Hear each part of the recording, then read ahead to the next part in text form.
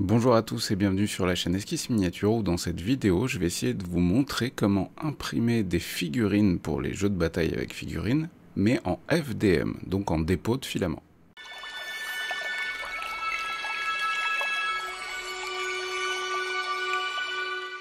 Comme vous le savez peut-être, 2023 a été l'occasion d'un gros up au niveau des imprimantes 3D à dépôt de filament.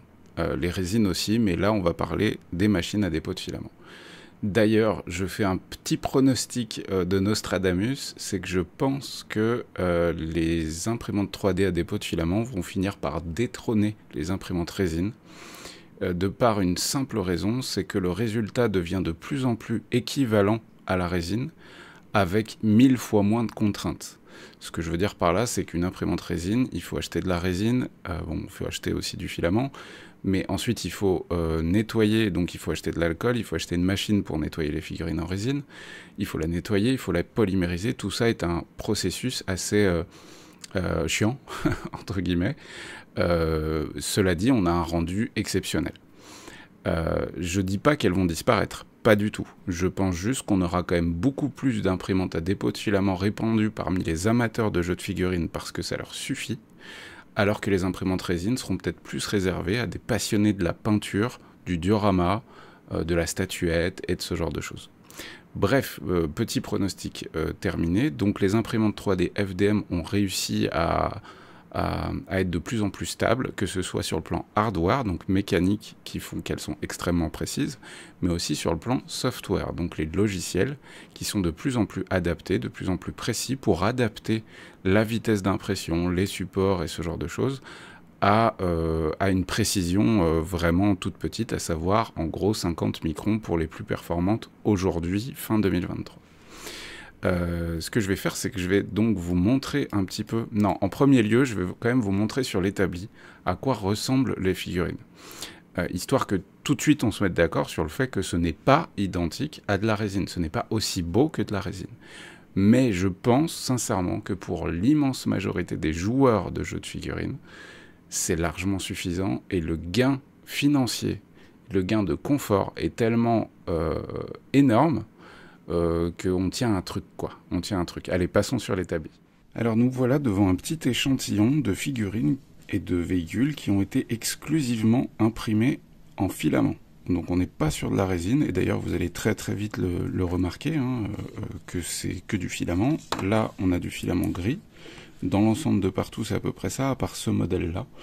Je vais faire des zooms sur les modèles, histoire de vous montrer quand même ce qu'on peut réaliser aujourd'hui avec une imprimante FDM de type Bambu Lab ou AnkerMake, qui sont deux machines vraiment équivalentes en termes de performance sur de la figurine.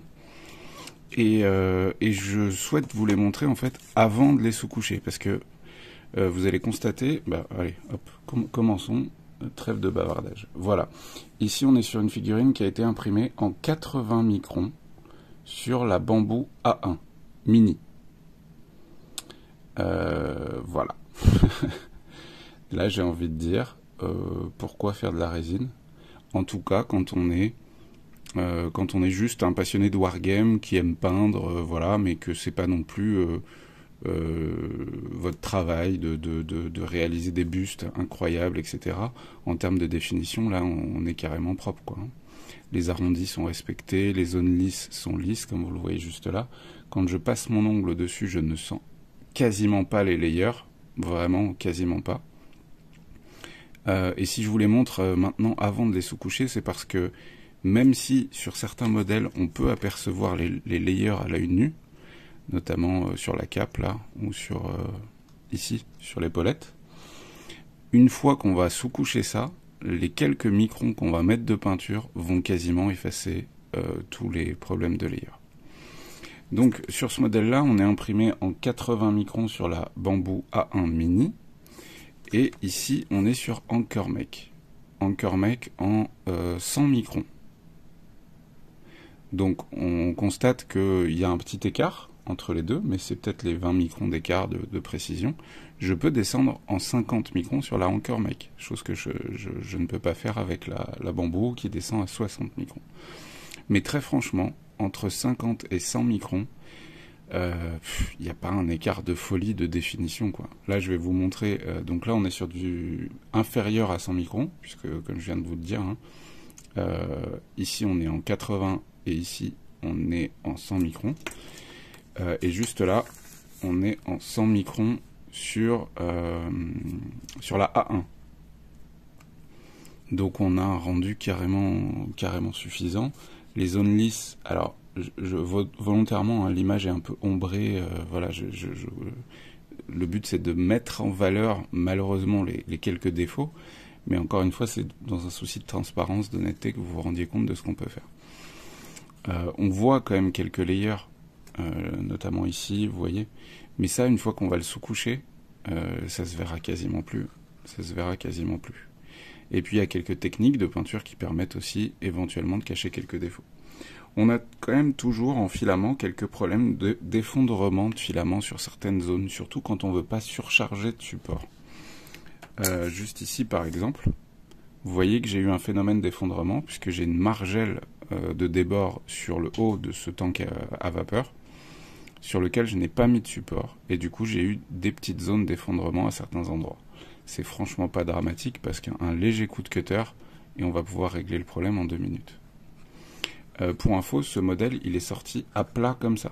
Alors il n'y avait pas le socle et il y avait des supports arbres qui ont été placés de partout sur le modèle.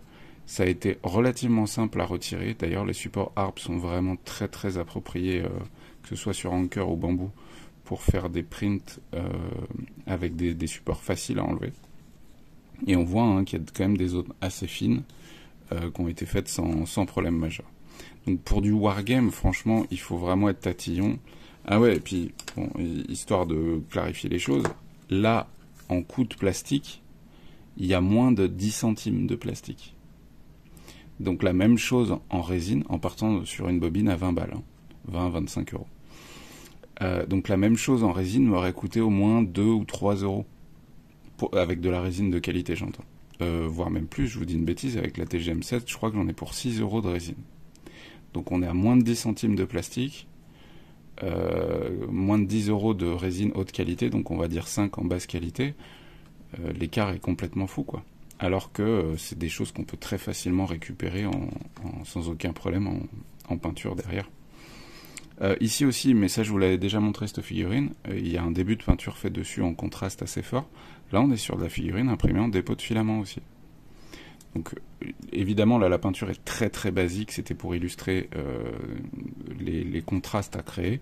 La peinture est très basique, la figurine à la base c'est une figurine prévue pour le 15 mm, donc vous voyez qu'elle est très épaisse, même le fusil est vraiment très épais, etc. Mais ça c'est une figurine qui coûte moins de 2 centimes de plastique à imprimer. Donc à cette échelle-là, on calcule même plus en fait ce qu'on imprime. Ça c'est sorti sur la Ankermech, la petite Ankermech qui fait vraiment un boulot de dingue. Donc ça c'était un vieux projet à moi que je vais ressortir je pense bientôt en version améliorée. Donc c'est du futuriste type 40K, garde impériale, ce genre de choses, avec des soldats futuristes avec le casque Adrian légèrement modifié. Il est sur une moto et je voulais juste vous montrer, vous voyez les chenilles, c'est vraiment propre. Et là il y avait très peu de support sur cette figurine, il y avait une rangée de supports en dessous là, pour maintenir le rebord, des petits supports au niveau des bras, et c'est à peu près tout. Et il y en a eu quelques-uns ici que j'ai eu un petit peu de mal à retirer. Mais dans l'ensemble, on est vraiment... voilà. Là, et c'est du 100 microns. Là, on voit, quand je passe mon doigt dessus, on voit le décalage. On se rend compte qu'à certains endroits, voilà, ici par exemple, on a eu un petit phénomène de sous-extrusion. Je sais pas si vous le voyez, mais franchement, ça reste carrément acceptable. Et là, lui a été sous-couché. Donc ça, c'est un char, un canon automoteur italien pour bolt action. Et ça, c'est imprimé sur la A1 en dépôt de filament. Je l'ai déjà imprimé sur la Ankermech pour les comparer, mais c'est vraiment la même chose. On a vraiment un rendu vraiment équivalent. Alors ouais, on voit les layers. Vous voyez, on est sur du 100 microns d'épaisseur de couche là. J'aurais pu passer en 50 pour limiter encore ces choses-là. Mais encore une fois, avec la sous-couche de noir, plus la peinture que je vais venir appliquer par-dessus, on n'aura absolument aucun problème de figurine. Elle est cool, quoi. Ça marche. Et les supports à retirer sont vraiment très simples. Ce que je vais faire, c'est que je vais quand même vous montrer une fois que c'est sous-couché tout ça, parce que je vais faire un zénithal de blanc dessus, histoire que vous voyez l'écart justement avant-après sous-couche. Et puis avec le zénithal, ça mettra ça un petit peu en valeur. Donc on a un zénithal qui a été fait sur ces figurines. Alors, pour info, c'est vraiment pas la bonne période pour faire des sous-couches à l'extérieur, parce qu'il fait très froid, du coup j'ai ma bombe qui a chié un peu, enfin bref. Faites gaffe avec la phase de sous-couche, testez votre bombe avant, quitte à la réchauffer un petit peu, etc. Ça peut être galère. Donc là, on n'est pas sur un zénithal parfait du tout. Mais malheureusement, c'est ce qui s'est passé au moment où je l'ai fait. Donc au moins, et voilà, vous êtes au courant. Et globalement, ça vous permet quand même de mieux voir le rendu global. On se rend compte ici qu'on n'a quasiment plus de visibilité sur les couches, sur les layers. Ça pose, je trouve, après, voilà, si vous voulez être chiant, c'est possible aussi, mais très franchement, il y a moyen de faire une figurine de Wargame sans aucun problème avec ça, quoi. Oui, il y a des défauts à certains endroits qu'on peut retirer. Là, par exemple, il y a un support que j'ai mal retiré. Mais globalement, voilà, pour 25-30 centimes de PLA, pourquoi mettre plus si vous êtes wargamer? Évidemment, si vous faites des dioramas, des trucs ultra travaillés, etc., ce sera pas suffisant. Et pour faire du jeu de bataille, ça suffit amplement. Donc là, on est sur le char. On se rend compte que là, en plus, le zénithal foiré a bien mis en valeur les différentes épaisseurs de couches. Encore une fois, c'est pour vous montrer. Hop, juste là aussi, sur la face avant de cette moto à chenilles, on se rend compte des différentes épaisseurs de couches. Donc on voit quand même que ça implique quelques défauts. Donc ça, c'est des choses qu'il va falloir récupérer à la peinture. Donc il va falloir utiliser plutôt des peintures de type layer pour cacher ces petits défauts, plutôt que de la peinture type contraste ou lavis ou ce genre de choses. Les lavis, on pourra les utiliser aussi, mais après, une fois qu'on aura mis des bonnes couches de layer pour cacher les quelques défauts. Mais franchement, c'est quand même largement suffisant pour jouer. On est sur quelque chose de très cool. Ici, donc là, vous voyez, ça a bien chié au niveau de la sous-couche, mais c'est pas grave. Franchement, là, je suis épaté par la qualité de la cape. Elle est vraiment lisse et tout, c'est quand même vraiment propre. On est sur une figurine à l'échelle de Star Wars Légion. Je trouve que ça se prête très très bien à l'impression 3D. On a les plis du pantalon, on a les plis de la cape, on a le visage, enfin voilà. Je sais pas vous, mais moi, à titre perso, pour jouer, ça me suffit largement en termes de qualité de figurine. Et puis surtout, ça réduit les coûts de manière assez folle. Ça, c'est la figurine la plus cool. Vous voyez les plumes? Franchement, c'est propre, quoi, pour du FDM, pour du dépôt de filament. Et ouais, on est sur quelque chose de carrément cool. Alors, c'est sûr qu'il faudra adapter la peinture à tout ça. Le tank à vapeur, il ressemble à ça. Donc, ouais, on voit un petit peu les layers. Mais ça, une fois que ce sera peint, ça posera aucun problème majeur. Voilà, dans l'ensemble, c'est quand même carrément cool. Le truc sur lequel je voulais vous alerter, mais ça, vous allez le voir quand je vais vous montrer les différents réglages pour les supports. Le dessous, il est moche. Voilà, que les choses soient claires. Surtout sur des grandes zones comme celle-ci. On a un dessous de char qui n'est clairement pas beau. Il y a moyen de faire mieux en fonction des supports, etc. Mais voilà, on n'est pas sur une définition parfaite parce que, encore une fois, on essaye de diminuer au maximum la présence des supports parce que parfois ça peut être chiant à retirer, parfois pas. Et pour autant, voilà, le dessus est largement suffisant, quoi. Là, c'est pareil au niveau du dessous des chenilles. Non, là ça va, elles sont plutôt bien sorties. Et après, ça va dépendre aussi du plateau que vous utilisez. Là, on voit clairement que j'ai utilisé le plateau PEI texturé pour imprimer le socle, parce que vous voyez, c'est granuleux, comme le plateau PEI.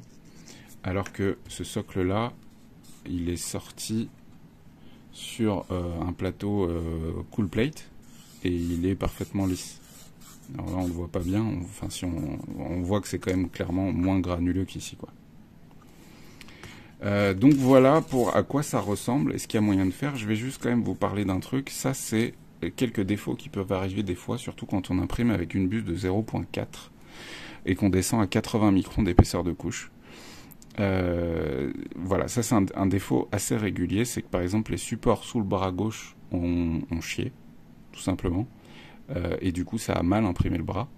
Et au moment du retrait des supports, avec une buse de 0.4, je trouve que les supports sont plus difficiles à retirer. Et du coup, au moment où j'ai voulu retirer les quelques supports qu'il y avait sous sa jambe droite, ici, j'ai cassé le pied. Parce qu'évidemment, il a un pied, normalement. Donc c'est le genre de défaut qui peut quand même arriver, hein, que les choses soient claires. Mais franchement, c'est quand même carrément cool, quoi. Enfin, moi, ça me suffit amplement pour m'amuser. Bon, vous avez vu à quoi ressemblent les figurines. Pour le moment, je vous ai montré que des non peintes, enfin en tout cas sous coucher zénitale, histoire de mettre en valeur les défauts, volontairement, pour exagérer la chose, parce que par le biais d'un écran, c'est pas aussi simple. Ce que je vais faire maintenant, c'est que je vais vous montrer sur le logiciel Bamboo Studio comment je fais les réglages quand je veux imprimer de la figurine.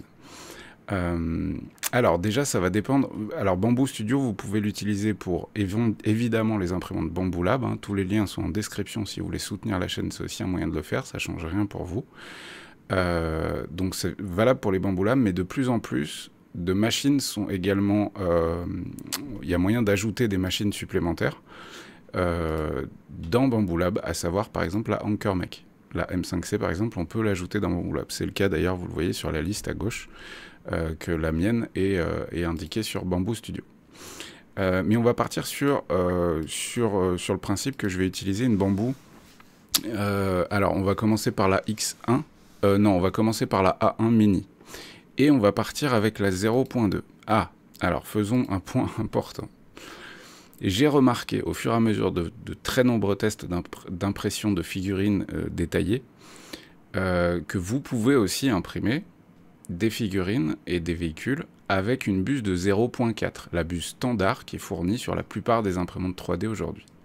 Cela dit, ce sera, même si vous... parce qu'il y a moyen de descendre avec une buse de 0.4, il y a moyen de descendre à 80 microns. Donc à 0.08 d'épaisseur de couche. Cela dit, on sera plus précis. Alors écoutez bien, on sera plus précis avec une buse de 0.2 en 100 microns qu'avec une buse de 0.4 en 80 microns.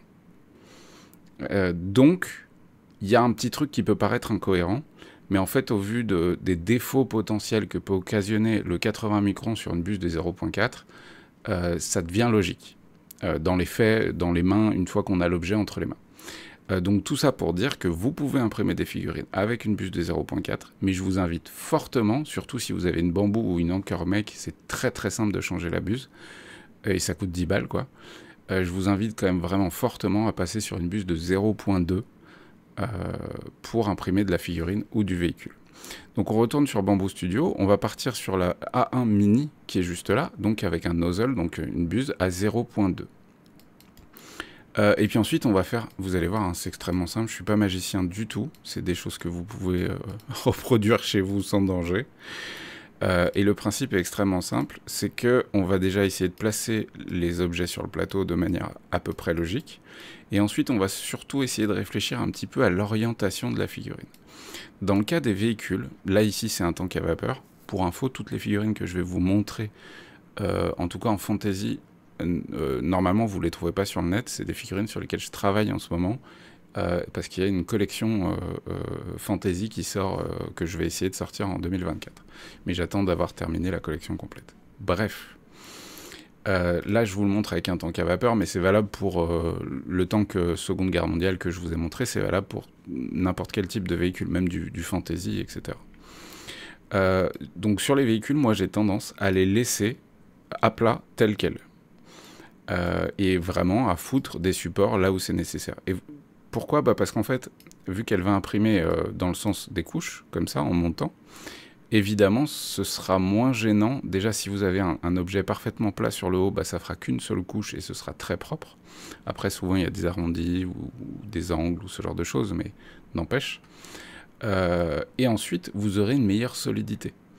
Alors, il y aura peut-être des défauts sur les parties inférieures. Par exemple, là, c'est le cas sur le tank à vapeur que j'ai imprimé. On a des défauts ici parce qu'il y avait des supports. Donc, il n'est pas parfait, quoi.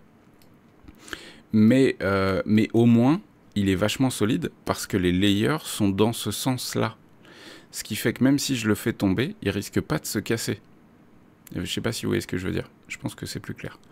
Alors que, par exemple, ici, on va avoir une zone de fragilité. Au niveau de la bouche d'échappement ici, on va avoir une zone de fragilité parce que les layers sont dans ce sens-là et que si ça tombe, il y a plus de risques que ça pète, tout simplement. Donc les véhicules, je les laisse dans ce sens-là. Ensuite, je vais surtout regarder qu'est-ce qui part vers le ciel, concernant surtout les figurines, et quelles zones je veux ultra propres, comparé à des zones qui m'intéressent moi. Dans le cas d'une figurine, ce qui va surtout m'intéresser en règle générale, c'est surtout la face avant de la figurine. Donc je vais la réorienter de sorte à ce qu'il n'y ait pas de support sur la face avant. Donc je vais me servir de la petite roue et je vais l'incliner plutôt comme ça. Comme ça, je suis sûr que sur toutes les zones de visage, de main, etc., il y a quand même vachement moins de chances qu'il y ait des supports que sur la partie inférieure. Là, on va repérer une zone de danger puisqu'on va avoir des supports ici au niveau de la plume alors qu'on n'en sera que ici de ce côté, ce qui fait qu'on aura deux zones qui vont ensuite se rattraper à cette zone-là. Donc on va croiser les doigts pour que ça passe, mais comme vous l'avez vu, pour le coup, ça passe. En tout cas, si vous faites ça sur une bambou, ça passe sans problème. Et là, c'est pareil, je pourrais le réincliner de sorte à ce que... Mais en fait, je vais le laisser comme ça, pour la tourelle. Donc voilà pour les inclinaisons, vous avez vu, c'est vraiment pas très sorcier du tout. Je vais placer les objets de préférence avec un écart assez important pour que les supports ne se gênent pas les uns les autres. Et ensuite, je vais sélectionner l'épaisseur de couche. Alors là, c'est vraiment à vous de choisir. Si vous êtes en bus de 0.2, je trouve que le meilleur compromis temps-qualité, c'est le 80 microns. Vous pouvez descendre à 0,06, mais j'ai déjà eu quelques problèmes de support en 0,06 parce que les supports sont extrêmement fins aussi et du coup fatalement ils ont des risques de se décrocher et du coup de ne pas imprimer la suite, alors qu'en 0,8 c'est cool. En 0,1, donc en 100 microns, on perd un petit peu en qualité et la vitesse d'impression change, mais c'est pas fou, l'écart est pas fou, et bref, ce que je trouve le plus pertinent c'est le 0,08. Je ne vais... Alors, vous voyez, là, il y a les réglages par défaut. On va passer en réglage avancé. Ici, on va gérer les supports. On va simplement cliquer sur « Activer les supports ». Ensuite, on va indiquer « Arborescent automatique ». Et ensuite, moi, j'ai tendance à mettre « Arborescent fin » pour que les supports soient relativement fins et faciles à retirer. Ensuite, en fonction de la figurine que vous êtes en train d'imprimer, mais moi je fais toujours de sorte à ce que ce soit faisable comme ça, je vais cocher la case sur plateau uniquement. C'est-à-dire qu'il ne va mettre des supports que sur le plateau. Il n'y aura pas de support entre une partie de la figurine et une autre partie de la figurine. À titre d'exemple, ici sur cette figurine-là, il ne mettra pas de support entre le bidon, le ventre, et les quelques lacets qui sortent de sa manche. Il les mettra entre le lacet et le sol. Comme ça, ça a moins de chances d'abîmer, entre guillemets, cette partie-là, puisqu'il n'y aura pas de support collé dessus. Donc sur plateau uniquement. Ne supportez que les régions critiques, ça va dépendre énormément de l'objet que vous êtes en train d'imprimer. Sur les véhicules, ça peut très bien marcher. Sur les figurines, je vous le déconseille. Remove small overhang, c'est-à-dire quand il y a des des zones de surplomb, des porte-à-faux vraiment petits, vous pouvez prendre le risque de les retirer, donc en cochant cette case, parce que les bambous sont tellement bien branlés qu'elles arrivent à les imprimer sans aucun problème. Donc ça, c'est pour les réglages des supports. Et ensuite, ça va dépendre de la période à laquelle vous imprimez, mais même globalement en été quand il fait chaud. Je vous invite à mettre bordure extérieure uniquement, de créer un lit, une jupe, d'une seule couche, de 5 mm, et de ne pas mettre d'écart entre l'objet, histoire d'être sûr qu'on ait une bonne accroche, et que le support accroche aussi, parce que vous allez voir que les supports vont s'étendre plus largement que l'objet, fatalement, puisque c'est des supports arbres. Donc ça, c'est fait. Ça, à la limite, je l'aborderai dans une autre vidéo, parce que si vous utilisez une A1 mini, ou enfin n'importe quel bambou, vous avez la possibilité, avec l'AMS, l'Automatic Material System, d'imprimer les supports en filament à support. Et si vous avez moyen de le faire, faites-le. Ça augmente énormément la durée d'impression, mais ça facilite énormément le retrait des supports ensuite. Bref, c'est pas trop le sujet. Et ensuite, je vais cliquer sur trancher le plateau. Donc là, il va faire le tranchage. Alors fatalement, c'est un petit peu plus long que d'habitude. Ça va dépendre des performances de votre PC. parce qu'on est sur du 80 microns d'épaisseur de couche, donc il y a beaucoup plus de couches à faire qu'habituellement. Donc sur certains PC, ça peut être un petit peu long. Donc là, il est en train de terminer. Génération du parcours des supports. Il nous donne quelques tips Bamboo Studio qui sont pour la plupart tous pertinents quand on débute, je trouve. Là, il explique qu'on peut réorienter la figurine en fonction de faces que Bamboo va détecter lui-même au niveau des faces de l'objet, en fait, tout simplement. Ça peut être utile aussi dans certains cas. Et donc à la fin, on arrive avec des supports qui ressemblent à ça. Ça peut paraître assez flippant, mais ils seront extrêmement simples à retirer en fait.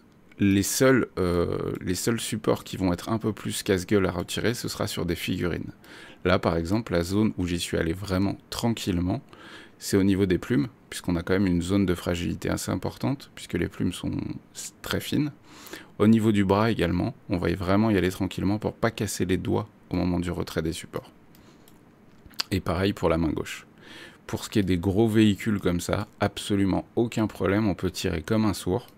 À part à la limite quand on va approcher cette zone-là, où on va y aller plus tranquillement, avec une simple petite pince coupante, même une pince coupante, en fait on va venir pincer les supports et tirer un petit peu dessus, et ça se retire sans aucun problème.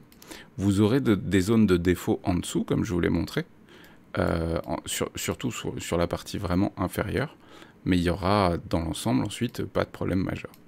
Là, vous remarquez qu'il y a donc des supports qui ont été posés à certains endroits au niveau de la languette que je vous ai montré, où il y avait une petite zone d'effondrement, puisque ça c'est un nouveau type de support que je suis en train de poser.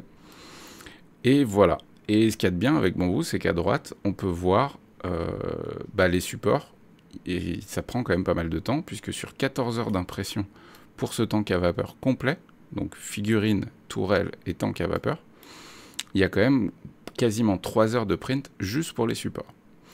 Et ce serait encore plus long si on mettait des supports avec un autre type de filament, donc des supports PVA, des supports solubles dans l'eau, ce genre de choses, mais on aura un print qui durerait plutôt 20 heures, puisqu'il fait du changement de filament régulier, mais ce serait quand même vachement plus simple à retirer.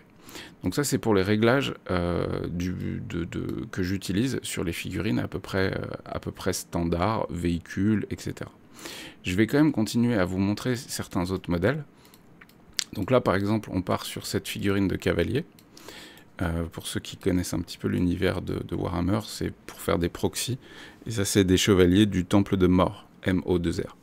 Bref, cette figurine, elle va être complexe à imprimer en FDM, mais vous allez vous rendre compte à la fin de cette vidéo que j'ai réussi sans aucun problème. Parce qu'en fait, on a une énorme zone de fragilité qui ne serait pas un problème en résine, à savoir que tout part des pattes. Et que du coup, l'ensemble de la figurine va être maintenu que par deux zones, juste là, qui sont quand même relativement fines. Donc là, au niveau des supports, du retrait des supports, il faudra être très très vigilant. Il faudra vraiment y aller tranquillement. Ça m'est arrivé une fois de les casser ici. Au moment où je retire les supports, j'ai les deux pattes qui craquent. J'ai remis un point de colle et pas de problème majeur. Le gros avantage, c'est que c'est du PLA, du plastique. On ne peut pas utiliser la colle à maquette, ça ne marche pas. Par contre, vous mettez un point de super glue, vous mettez un coup de briquet dessus, ça le chauffe. Et du coup, le plastique, en plus de se coller grâce à la super glue, va s'amalgamer grâce au fait que c'est du plastique qui fond et qui se colle l'un à l'autre, tout simplement. Et là, au niveau des supports, on va faire pareil. Alors, j'ai réussi à l'imprimer comme ça sans aucun problème avec les supports en 80 microns. Mais après d'autres tests, il pourrait être pertinent de l'imprimer plutôt grossièrement, légèrement penché comme ça sur le côté. Pourquoi? Parce que la zone qui m'intéresse le plus, que je veux le plus propre possible sur cette figurine, c'est cette zone-là. C'est cette face-là, en fait, qui m'intéresse le plus.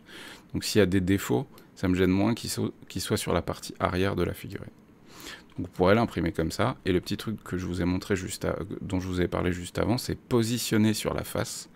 Donc vous pouvez cliquer ici ou appuyer sur F. D'ailleurs, je crois que vous ne voyez pas. Vous appuyez sur la touche F.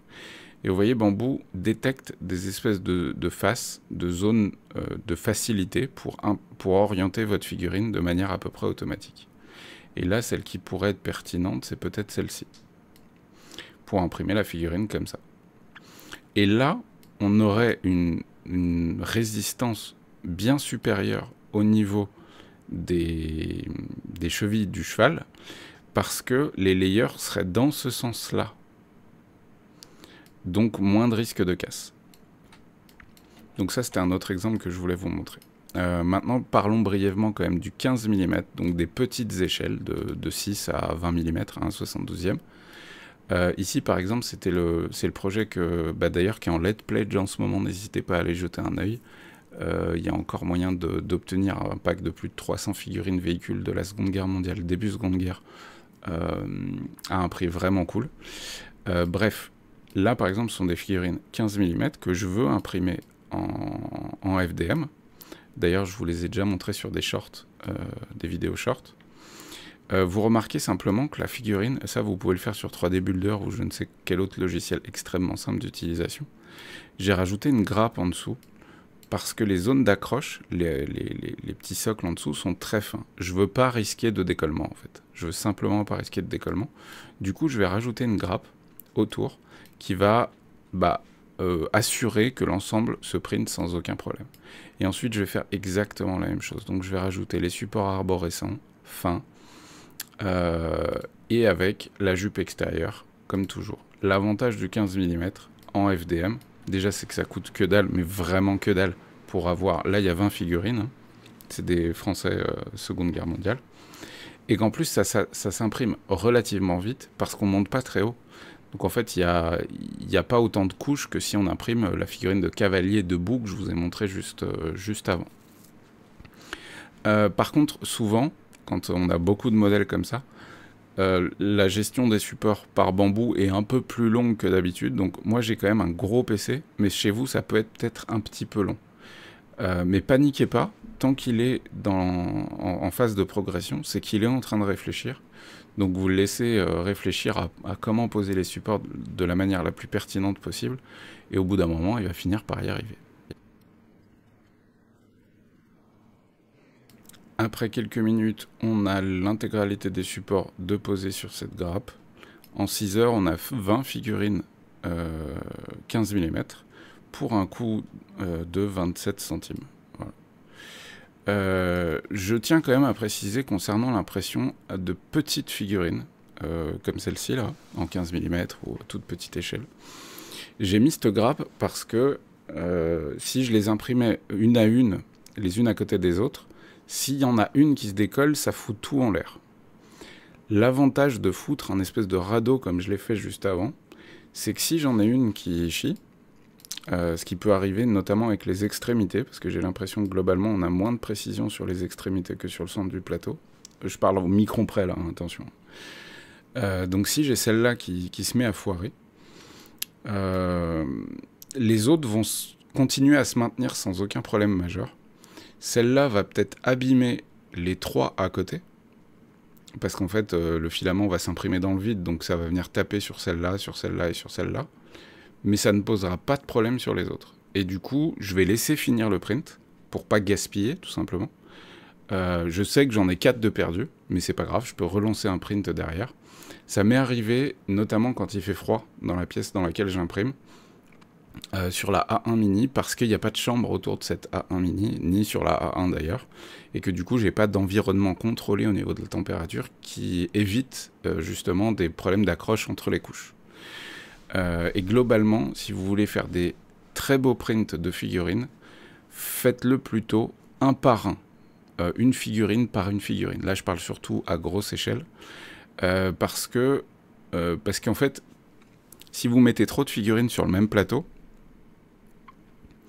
attendez, je peux vous montrer pour clarifier un peu le truc. Voilà. Là, si je mets une figurine ici, en fait, chaque couche va vraiment se superposer l'une à l'autre. À aucun moment, il va se déplacer ailleurs sur le plateau. Pas de problème majeur. Voilà, il enchaîne les couches sur cette figurine. Par contre, si j'en ai plusieurs, donc je vais la cloner 3 fois, hop. Si j'en ai plusieurs, il va faire la couche ici sur celle-là, ensuite sur celle-là, ensuite sur celle-là, ensuite sur celle-là, et quand il va revenir sur celle-ci, il y aura eu plus le temps et le risque d'un refroidissement, surtout quand on a une imprimante qui n'a pas de chambre. Du coup, je vous invite plutôt à faire des prints mono figurines, dans le cas du 28 mm, ou plus, plutôt que d'imprimer plusieurs figurines en même temps. Sachant que pour info, une figurine comme ça, elle sort en 3h30, si ma mémoire est bonne avec les supports. Et qu'il vaut mieux faire un print réussi de 3h30, plutôt qu'un print de 20 heures où vous avez une escouade complète, mais qui va chier à un moment et qui va foirer l'intégralité de la chose. Donc ça, c'était pour les petits conseils de l'utilisation de Bamboo Studio pour imprimer de la figurine. Et puis je vais vous montrer maintenant cette figurine sur l'établi, une fois qu'elle est peinte, pour que vous vous rendiez mieux compte du rendu final, quoi. Et hop, voilà notre chevalier de mort avec son masque imprimé en dépôt de filament. On constate que j'ai en fait surtout, c'est pas de la haute peinture, hein, on n'est pas sur un haut niveau de peinture du tout, mais c'est suffisant pour jouer, enfin moi ça me suffit largement. Mais si vous voulez critiquer, n'hésitez pas en commentaire, il n'y a pas de souci. On constate que avec la peinture que j'ai utilisée, donc volontairement très contrastée, avec des éclaircies saillants, en fait je cache les layers, tout simplement. Je cache les layers et surtout j'ai utilisé une peinture assez épaisse. Vraiment, vous voyez, dans ce genre de teinte, je me suis servi notamment de ce gris. C'est de la peinture base, donc elle est très épaisse et ça va cacher les layers, tout simplement. Donc on remarque quand même quelques défauts sur le pare-choc qu'il a à la ceinture, sur le bas de la cape, sur le bas de la robe du destrier, etc. La chaîne n'est pas parfaite, vous voyez. Elle a quelques petits défauts, mais est-ce que ça suffit pas, quoi? Est-ce que ça suffit pas pour jouer? Donc oui, il y a encore de l'écart, en tout cas fin 2023, entre la qualité d'impression résine et la qualité d'impression FDM. Mais dans cette vidéo, je voulais mettre en avant le fait que on se dirige tout droit dans un monde où la FDM fera, je pense, aussi bien que la résine, avec beaucoup moins de contraintes de post-traitement. Voilà, tout simplement. Il y a un sujet que j'ai pas trop abordé et que j'aborderai dans une autre vidéo, ce sera le sujet d'une autre vidéo, parce que les Bamboo A1 et A1 Mini ont un nouvel AMS, l'Automatic Material System, cette machine qu'on branche à côté pour avoir plusieurs types de filaments. Et il y a un truc vraiment très cool que je suis encore en train d'expérimenter, qui est l'utilisation de filaments solubles dans l'eau, qui rend les prints fatalement plus longs, puisqu'il y a un changement de filament pendant le print, mais qui, en termes de confort, est complètement dingue, puisque vous allez retirer votre figurine du plateau, la foutre dans un gobelet avec de l'eau, rien à noter de majeur sur ce point, vraiment pas de produit particulier ou autre, et vous allez touiller, tout simplement, et à la fin, votre figurine, il n'y a plus de support. Et ça déchire. Vraiment, sur le plan pratique, c'est juste trop bien. Le seul truc, c'est qu'avant de faire cette vidéo, je me renseigne à fond sur qu'est-ce qu'il y a dans ce filament soluble, parce que je veux être sûr que ça reste un équivalent du PLA plus ou moins bio, que je mets en grands guillemets, entre grands guillemets, parce que je voudrais être sûr de ne pas dire de bêtises sur qu'est-ce qu'on fait ensuite de ce bol de flotte dans lequel il y a du filament soluble. Est-ce qu'il faut l'amener à la déchetterie? Est-ce qu'on peut le jeter dans l'eau du robinet? Ou ce genre de choses? Ça, je ne sais pas encore. Et puis ensuite, il y a des marques différentes de filaments solubles que je teste. Et pour le moment, j'en ai trouvé qu'une seule qui est vraiment pertinente. Voilà. Je me permets de lancer un petit appel à destination des fabricants de filaments. Parce que, vu que les machines sont de plus en plus performantes et nous sortent des figurines de plus en plus cool, on a encore des figurines qui sont très fines. Les épées, les lames, les étendards, bref, toutes les parties vraiment très saillantes de la figurine, qui en résine, on n'aura pas de problème majeur à les imprimer, surtout si on utilise une résine de qualité, voire une résine légèrement flexible, on va avoir quelque chose de très solide, même si on le fait tomber par terre, ça casse pas. Par contre, si on imprime en PLA aujourd'hui, il y a des zones très fragiles. Les zones de masse, par exemple, vous avez vu sur la figurine, merde, je l'ai rangée, de cavalier, la masse qui dépasse, ça, si je le fais tomber, je suis quasi sûr que ça pète. J'ai fait des tests d'impression de figurines en TPU, donc en filament souple, mais c'est impeignable, parce que c'est mou. Donc c'est vraiment pas simple Et puis en plus, ça fait des supports galères à retirer, etc. J'ai pas de doute qu'il y a des très bons fabricants d'imprimantes, des fabricants de filaments, que vous soyez français ou à l'étranger, qui pourraient arriver à nous sortir un filament pour figurine. Un filament qui est, une fois imprimé, très légèrement souple, qui évite la casse, et qui permettrait d'avoir un rendu quasi équivalent, en tout cas, je ne parle pas en termes de matériaux ou de conception chimique, mais en rendu final, quelque chose de pas cassant, en fait, tout simplement. De suffisamment souple, résistant au choc, à la torsion, à la pression, etc. Pour que si on fait tomber la figurine, elle ne se casse pas.